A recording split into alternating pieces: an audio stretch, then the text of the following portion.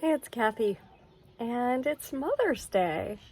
So, I wanted to talk a little bit about self nurturing because I know whether you're a mother or not, a lot of times other things and other people, obligations of all kinds, come before self nurturing and self care. And I know a lot of people use the analogy of sort of filling your cup or putting your airplane mask on before someone else's. And that is absolutely essential. But some of the ways we can do self-nurturing, we can weave into what we're already doing as our everyday life. For example, using one of your favorite bath soaps or gels or shampoos, even something that stimulates a wonderful sense of smell for you. You know, I have this product and it has a gold lid, and I just love to have that in my bathtub, whether I use it or not. You know, it's one of those things that I see and it delights my eye, delights the senses. And then I use this rose bath gel that I just love. It brings a sense of nurturing to me. So weaving those little things in that you like, a beautiful candle, a wonderful smell of some kind. I also love frankincense. I have the essential oil in pretty much every one of my rooms in my house except for my son's room.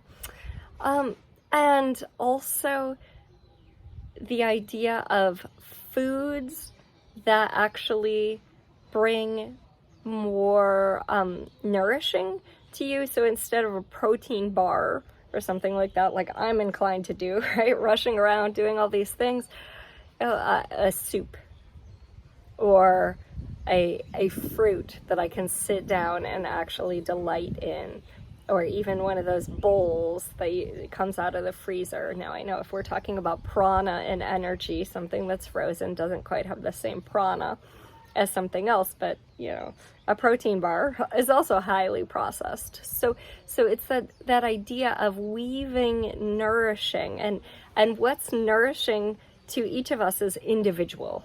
Like for me, being outside is nourishing, except if it's super windy. Then it's sort of assaulting to my senses. And in that way, you can kind of have mini vacations throughout the day where you're sipping a wonderful tea, maybe even as you're on Zoom. You're taking care of yourself.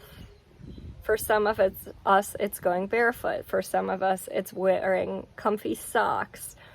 Finding clothing that, again, delights you. Like these earrings. I love this shirt too. You know, these make me feel happy.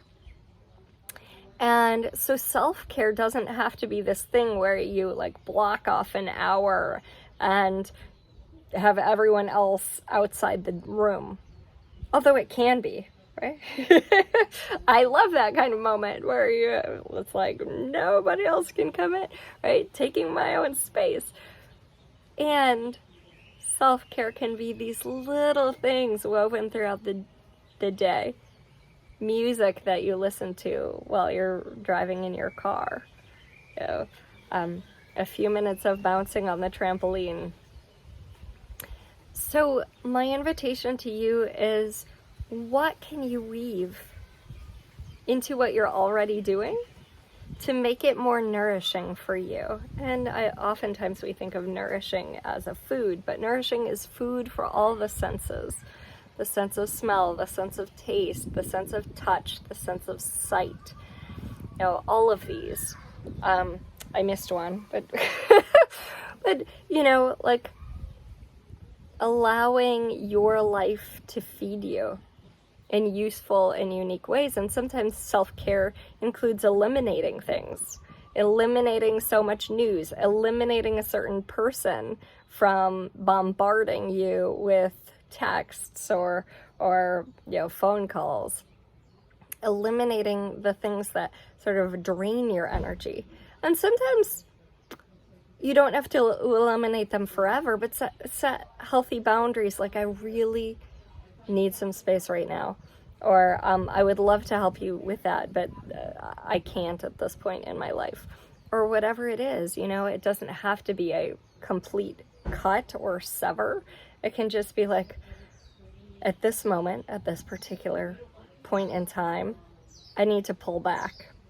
And pulling back, kind of like the earth pulls back in the winter, then births the flowers, the beautiful flowers in the spring.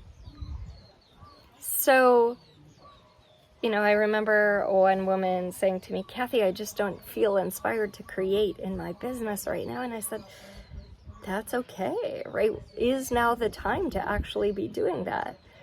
So we have these waves, you know, the ebbs and the flows, and it's not always the time for what our mind thinks it should be.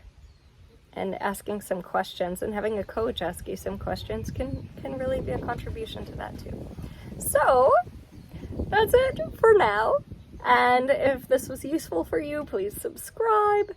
And I will be back with more, including some breathing techniques for nourishing our prana, our energy, chi, whatever word you like, and some other fun things I have up my sleeve. So please like this.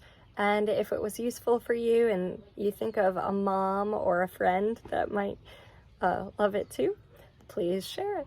Aloha.